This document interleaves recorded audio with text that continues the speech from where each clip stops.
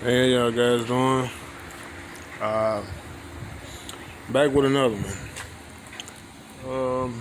Right now I'm doing a update video on my Ford Granada. As you can see, this is my 78 Ford Granada. First year of the Fox body.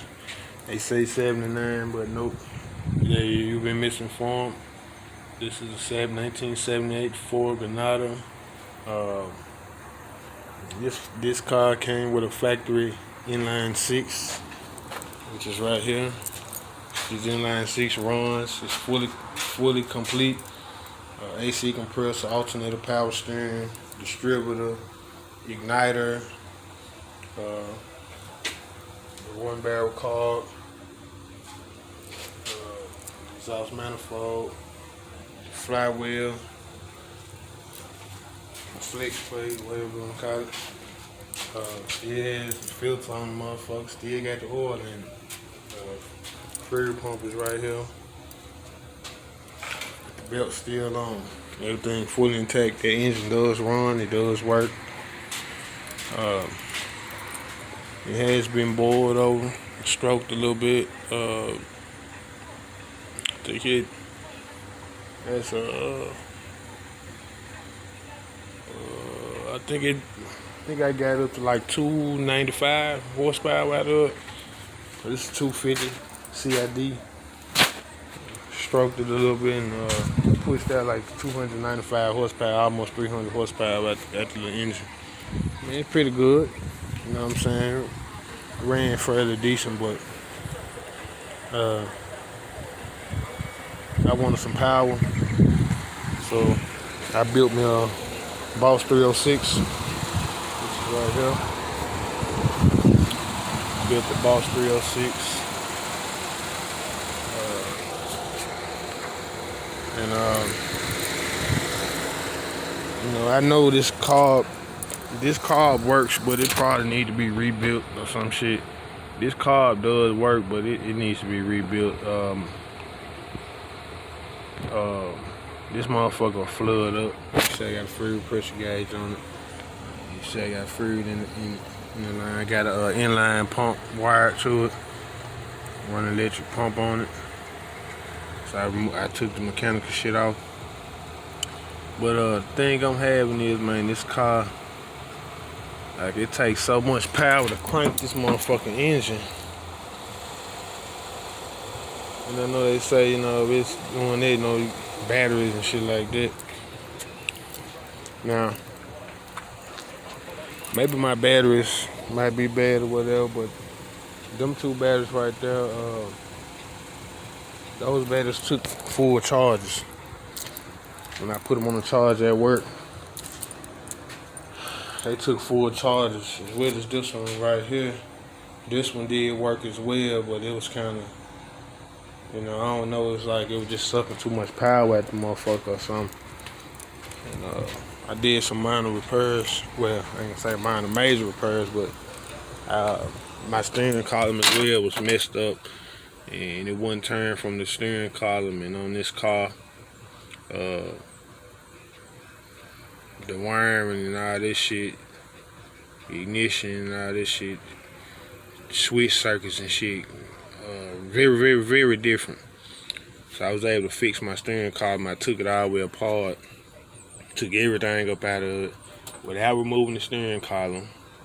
I removed the lock cylinder and all this shit and rebuilt the lock cylinder without even removing the steering column, without drilling anything. I ain't had to drill shit up out of here, nothing. Most of these people, they be drilling shit. So that's what I got going. Whatever.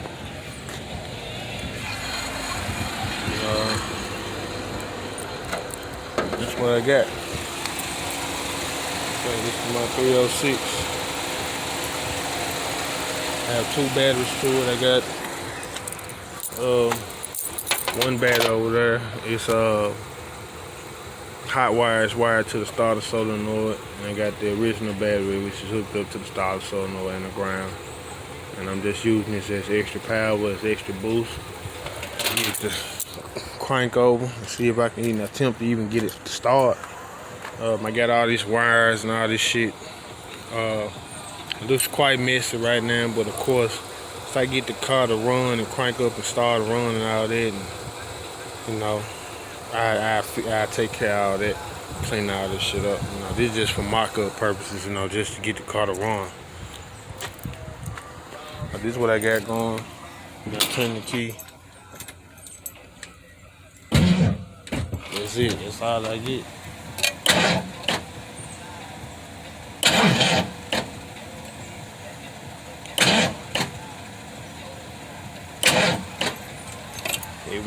It won't keep turning like it's sucking too much power.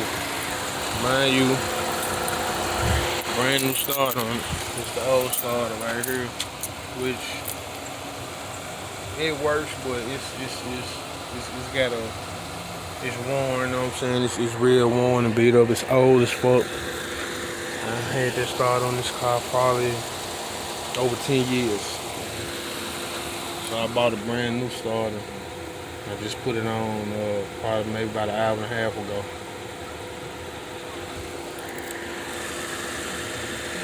I'm trying to figure out some. Honestly, I really think that this cable right here to the starter is too long. And it's causing a delay in current and amperage to get to that starter.